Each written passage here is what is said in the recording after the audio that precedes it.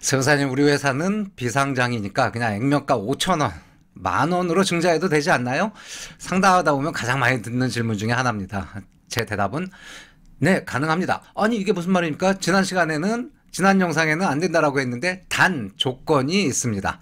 자, 오늘 영상에서는 주식 가치 평가가 왜 중요한지, 그리고 세금 한 푼도 안 내고 안전하게 자본금을 늘리는 두 가지 방법을 확실하게 정리해 드리겠습니다. 여기서 세금은요, 물론 지난 영상에서 말씀드렸던 증여세를 말하는 겁니다. 먼저 우리 회사의 주식 가격이 얼마인지부터 알아야겠죠. 삼성전자 같은 상장 주식은 주식 시장에서 거래되는 가격이 곧 시가입니다. 거래 가격이 시가인 거죠. 하지만 여러분들이 보유하고 계시는 비상장 회사의 비상장 주식은 거래가 없습니다. 뭐 사실 안타깝지만 대표님들이 이거를 내다 팔려고 해도 살 사람이 없다는 거죠. 그래서 세법에서는 이 시가를 계산할 수 없기 때문에 보충적 평가 방법이라는 계산식을 쓰게 됩니다. 쉽게 말해서 딱 두 가지를 보는 거라고 생각하시면 됩니다. 첫 번째, 순손익 가치, 회사가 돈을 얼마나 잘 버느냐. 두 번째, 순자산 가치, 회사가 가진 자산이 얼마냐.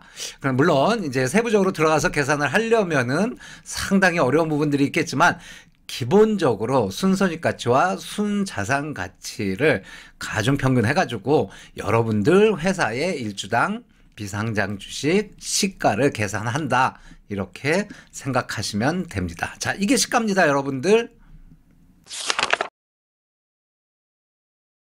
자, 그럼 주가가 높으면 증자를 못하나요? 아닙니다. 첫 번째 방법은 바로 균등증자를 하는 겁니다. 지난 영상에서 증여세 폭탄을 맞는 상황을 보면은 불균등하게 증자를 했기 때문에 발생하는 거 아닙니까? 그럼 그걸 해소하면 되죠. 자, 이 슬라이드를 한번 보시면은, 이쪽 오른쪽에 슬라이드를 보시면은 아버지와 아들이 좀 얘가 우습긴 하지만 50대 50으로 피자를 나눠 먹고 있습니다. 그런데 피자 사이즈를 라지에서 패밀리로 키운다고 가정을 해보시죠. 즉 유상증자를 한다 이겁니다. 이때 아버지도 돈을 내고 아들도 돈을 낸다라고 하면 여전히 지분 비율은, 피자를 내가 먹을 수 있는 어떤 권리의 비율은 50대 50이 유지되는 거 아닙니까? 따라서 피자 크기는 커졌지만 서로의 즉 몫에 대한 비율은 변하지가 않은 거죠. 누군가 공짜로 이득을 보는 게 없으니까 이때는 주식 가격이 얼마이든 상관없이 액면가 10,000원짜리 10,000원에 인수를 하든, 시가가 100,000원이니까 100,000원에 인수하든 가격에 상관없이 서로 간의 이익이 증여되는 게 없으니까 증여세가 0이다 이겁니다. 자, 그러면은 이러한 상황에서 아버지만 돈을 넣고 아들이 돈이 없어갖고 돈을 못 넣는 경우, 그러니까 증자에 참여를 못하는 경우도 있을 수 있지 않습니까? 이게 아들이 실권을 하는 거죠. 이러면은 지분율이 달라지게 되는 거죠. 그러나 이러한 경우에도 증여세를 안 낼 수 있는 방법이 있다라는 거죠. 바로 시가대로, 제가 오늘 서두에서 말씀드린 바와 같이 비상장 주식의 상증세법상 보충적 평가 방법에 의한 시가대로 발행을 하는 겁니다. 그러면은, 자, 종전의 시가가 만약에 100,000원이었다라고 하면 이번에 유상증자를 하는 것도 10만원으로 발행을 하는 거죠. 이렇게 한다라고 하면은, 자, 만약에 1억 원의 증자를 하는데 아들이 실권을 하고 아버지가 1억 원을 전부 납입을 하고 주식을 받아간다? 그러니까 액면가로 10,000주를 받아가는 게 아니고 시가 100,000원짜리 1,000주를 받아간다라는, 공정하지 않습니까? 이렇게 되면은 서로 간에 또 이익이 증여되는 게 없습니다. 따라서 지분율은 변동이 됐지만 제값을 주고 산 거 아닙니까? 시가대로. 증여세는 또 역시 0이다 이겁니다. 자, 그럼 정리하겠습니다. 예, 오른쪽 화면에 표로 보시죠. 자, 왼쪽에 있는 균등증자는 주주들이 다 같이 참여해서 지분율의 변동은 없습니다. 매우 안전한 방법입니다. 이때는 역시 증여세가 없습니다. 그런데 오른쪽은 불균등 액면증자를 하고 있습니다. 우리가 지난 영상에서 봤죠. 저가 발행을 하고 있는 거죠.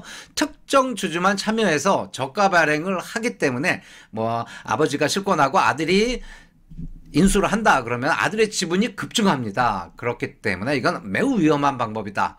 자, 지분율의 변동이 발생하면서 싼 값에 주식을 넘겼으니까 부의 무상이전이 발생한다. 증여세가 과세된다. 지난 영상에서 봤습니다. 그래서 요거를 해소하기 위해서 아까 전에 말씀드린 바와 같이 시가로 해결을 하면 된다 이겁니다. 그거를 지난 영상에서 증여세 폭탄을 극복할 수 있는 방법이 되는 거죠. 자, 그럼 오늘 내용을 세 가지로 요약하겠습니다. 첫 번째, 비상장 주식도 엄연히 세법상 시가가 있습니다. 자, 시장에서 형성되는 거래가액이 시가인 그런 시가가 아니고 세법에서 말하는 보충적 평가 방법에 의한 계산된 금액이 시가가 된다 이 얘기입니다. 특히 건설업은 자산이 고정자산이라든지 또는 거액의 가지금 있지 않습니까? 이런 것들이 어떤 재산 가치를 반영해가지고 주가가 액면가보다 훨씬 높을 수가 있습니다. 자, 첫 번째 정리하셨고요. 두 번째, 기존 주주가 지분율대로 똑같이 증자한다라고 하면 증여세 과세 문제 없습니다. 제로. 자, 세 번째 마지막입니다. 만약에 지분율을 바꾸고 싶다라고 하면은 저가 발행, 액면 발행 안 됩니다. 반드시 세무사한테 가가지고 시가평가를 받고 시가대로 인수를 하시면 안전하다 이겁니다. 자, 이렇게 해가지고 오늘 불균등 증자를 하면서도 증여세가 과세되지 않는 상황들을 봤습니다. 자, 마지막으로 무료 사전 진단 제가 또 안내를 하고 있지 않습니까? 건설업을 하면은 기업 진단 받을 상황이 많이 발생합니다. 이럴 때 저한테 사전에 미리 이러한 자료들을 보내주시면은 제가 적격이 되도록 여러분들에게 충분한 상담을 해드리고 적격의 기업진단 보고서를 발급받을 수 있는 최선의 방법을 안내를 해드리겠습니다. 자, 오늘 영상 마치도록 하겠습니다.